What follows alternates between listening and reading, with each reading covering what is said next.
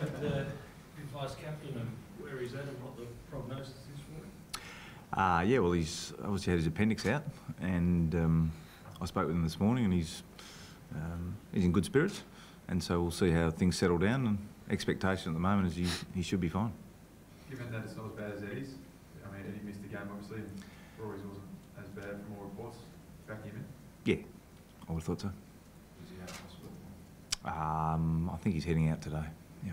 What went through your mind when you got an identical message just 6 weeks ago? Yeah, well, it's probably unusual, isn't it? You get two guys in one season having their appendix out, but that's life. I mean, these are things you can expect through a campaign, and we'll just deal with it and get ready for next Thursday night. You have a chuckle, Skipper, when you did? Oh, I didn't have a chuckle because apparently it's pretty painful. But I think the beauty of our group is we just expect the unexpected, and when it arises, we just jump the hurdle and keep going. When I mean chuckle, as in like, how can this happen again? You're kidding? Oh, well, we had a discussion yesterday anyway, is it the water down at West Lakes or what is it? But I don't think too many clubs would have two in a year, but it is what it is. Appendicitis can be caused by food. Is there any chance Can that it? could be linked? I don't know. I haven't done enough research onto appendicitis to work out exactly what causes it, but yeah, I think more likely it's just a coincidence. Don, what's the realism of him playing next week? Is there? Oh, it's probably, to be honest with you, it's probably too early to say with any certainty. The advice that I've got, and it's early days, clearly he's only had surgery yesterday, so is that we'll see how he recovers, and we'll be guided a fair bit by both the medicos and by Rory. Obviously, he's got to be comfortable out of the surgery, and the advice has to be that he's not going to be any risk by playing, but also preparing to play, because he'll need to do some things to be able to get ready for next Thursday night. So we'll assess all that. It's too early to tell now, though. Does his record as a competitive spirit suggest he's got a better chance than most others? Oh, I think his mentality, and even speaking to him this morning, is he's not considering not playing, which I think is always a positive. Any other day, Mitch McGovern probably takes centre stage, but obviously Roy dominated yesterday. But what a boost for the club, for both of you, of course, to get the great man over the line. Oh, it's fantastic for us to secure him for the 3-year period, which is great, and good for the footy club going forward.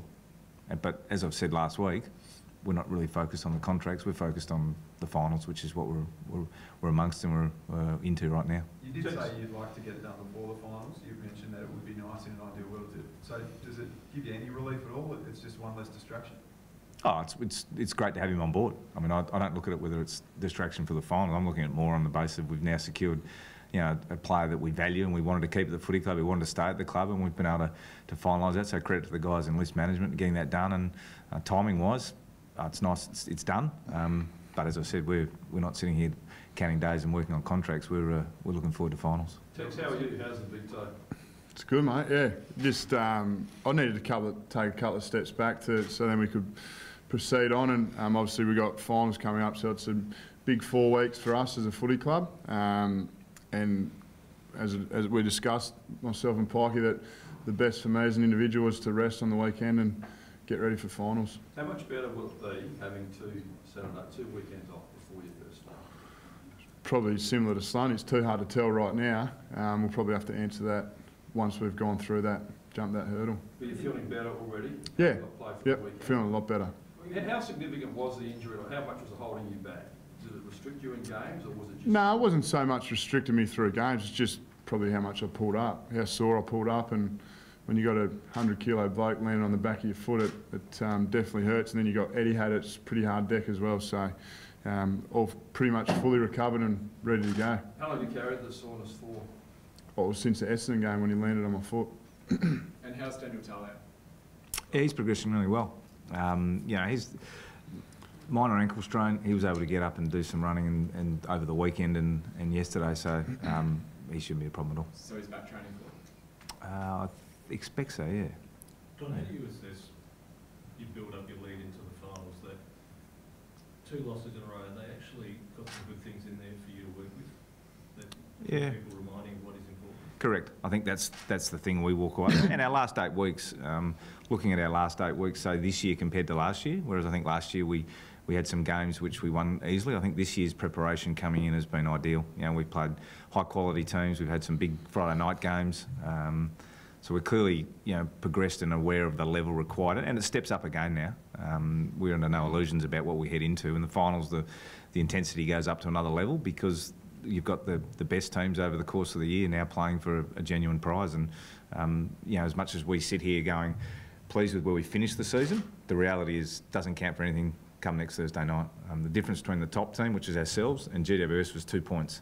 So we're not talking a massive difference. And the last 2 weeks against Sydney and West Coast have probably just reinforced to our playing group the importance of some of the key areas we focused on. So what did you really pick out of that West Coast game that needs to be underlined? I thought we were poor, inconsistent in the contest. And that's not just the stoppage stuff, because we actually did quite well at the stoppages. I thought all over the ground, and some of the defensive stuff we weren't at the level we've been previously. So it was a reminder of the things. If we divert from the things which we know have created success for us, then we'll get stung. And you know, the importance is we know that, and now we need to train that and get ready for GWS. Do you bristle when people sort of excuse it because you had nothing to play for? Does that one get under your skin that people can just excuse it saying, well, there was nothing to play for? Yeah.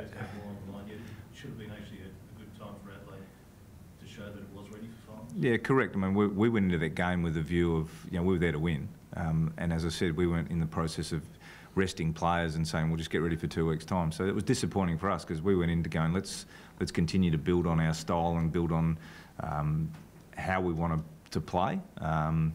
And we let ourselves down a little bit in that space. That said, over the course of the season, we finished where we finished. And so we take great confidence from how we've been able to play, as I said, over that last 8 weeks against some high quality opposition, to be ready for the challenge of GWS on Thursday night. You think so, Skipper, you went into, after last year's loss to Sydney back at the airport, you were very critical that the team had blown a finals opportunity and had to get better. What's your mindset going into this campaign, and what do you say to the playing group?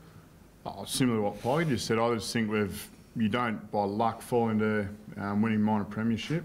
Obviously we went through a bit of a transition phase. You look at our first probably 6 weeks, 7 weeks of the year, we're able to play a real attacking style of footy, and then we'll test it in our contested side. We're able to come through, and obviously our team defence through the whole period of the year has been very sound. So I'm fully confident that we've got all 3 facets of our game in a great spot going into finals. And obviously the guys that played with the final against Sydney, we've really matured as a group, and we're playing some really consistent footy. Does it feel different from the last 2 campaigns? A bit more solid, or that's not? I go in with a lot of confidence that we've got guys that, like the beauty of our footy club when we win is we just have 22 blokes just contributing. We don't have 4 or 5 blokes trying to drag us over the line, and that's going to be super important for us going into the final series. Tex, a bit of a break. What have you got planned? A bit of a break? What have you got planned with the time? I wouldn't call it a break. I'd call it an opportunity. We've created it, and we get there. We're still training pretty hard, going into finals, and GWS are in great form. Obviously, they lost to Geelong on the weekend, but I think they're a high-quality side, so we've got to be on song next Thursday night if we're going to beat them. So you're not having any time off? Away from No. So what did you learn from that Sydney defeat personally last year? As you cast my mind back a fair way, I just can't give teams a start, and contested footy is a massive part of finals. And like I said, I've got full confidence that across the board we'll be able to match it, if not beat oppositions in that area. Don, Tom Lynch yesterday described that round 1 game as now completely irrelevant. So what is relevant the next time you play GWS? In what sense you're saying? Well, if we can't look to that game to look for any pointers as to Yeah. what's going to be. Well, it was a long time ago. It was round 1. Yeah, it was a good start to the year. I enjoyed that. I think what we look for is we'll look for, you know, how we want to play, and that's changed. As Taylor said, that's changed and evolved a bit throughout the year, and we've had to evolve in terms of some of the challenges we faced, and so it'll be preparing for GWS, and you know, we've got a week and a half to get ourselves organised around how they want to play. We know clearly how we want to play, and that's the challenge, I think, of finals footy. is that, as I said, it goes up, the intensity's up, but the fundamentals won't change. It'll be your ability to execute the fundamentals under a little bit more pressure that'll be important. This is why the theory that you have to impose yourself pretty early against the Giants, because if they get their tail up, they're very hard to claw back. My theory is you've got to impose yourself against any opposition. I don't think finals footy allows you to come out and just roll into a game of footy. There's a level of intensity you've got to reach, and you've got to make sure you're not over the top with that from an emotional viewpoint. You've just got to make sure you're ready to be ready to perform, and that's to make sure we'll spend our time wisely to get ourselves physically and mentally in the right space. But that's a great opportunity. That's why you play. That's why September becomes such a great month. Because individuals get an opportunity to step up to the level, and teams. And that's what probably excites me. I said to the playing group yesterday, that's the benefit of what we've been able to create, is that opportunity. And at the start of the year, that's what we wanted. We're now there, and now we get a chance to find out how good we can be. Don, why are you so good at forcing turnovers? Why? Why are the Crows so good at turnover forcing this year? A strong point. Well, I think we value pressure on the ball, and we value pressure on the opposition. And when we bring that, we're able to turn the ball over. I mean, it's a mindset as well as something we train. It's going back to the start, but if Sloan doesn't get up, who's in line to replace him? Would it be? Why don't we go glass half full? Let's go glass half full. Let's be glass half full, Eddie.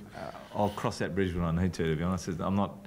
The one benefit we have this week is because there's no game, there's no selection, so I can actually just put the selection pencil down for the week, and we can do some training and prepare ourselves. And as I said, there's going to be, we'll see how Rory comes up. Thanks for Mitch.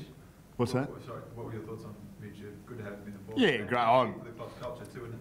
Yeah, it's amazing. Obviously, we've done a lot of work in keeping our group together, and we've created a great culture, great vibe around the club. And you've only got to listen to what Mitch said yesterday. He wanted to stay because of the foundations at the footy club, and it's just great for him to be able to recommit to this great footy club. Just one more on the team. Obviously, the Sanford team is no longer a part of that competition with not the finals. So how many players in your squad continue to train? The whole group? The whole group. Yep. And that will continue through at this stage, yeah. Have you found where they stay much fit, like will they play off a practice game or something? Yeah, we're looking at ways they might be able to play a practice game. At this point, we're trying to finalise something to give them some match conditioning as well, because that's the one thing which you can't really replicate. But I'm strong on the squad has got us to this point, and the squad's going to be important, because if we want to do match simulation drills, we can't just trim it down to a squad of 30 and go, we'll play 15 on 15. So every player we've got in the locker room is a part of our footy club, and whatever we can achieve for this year, I want them all to feel a part of it, and that'll mean training through. It's a great experience for our younger guys who may not be in line for selection, but to actually train through a September and get a feel for the energy, the excitement that goes with being part of it is great learning for them, as well as helping our squad get ready to perform in finals.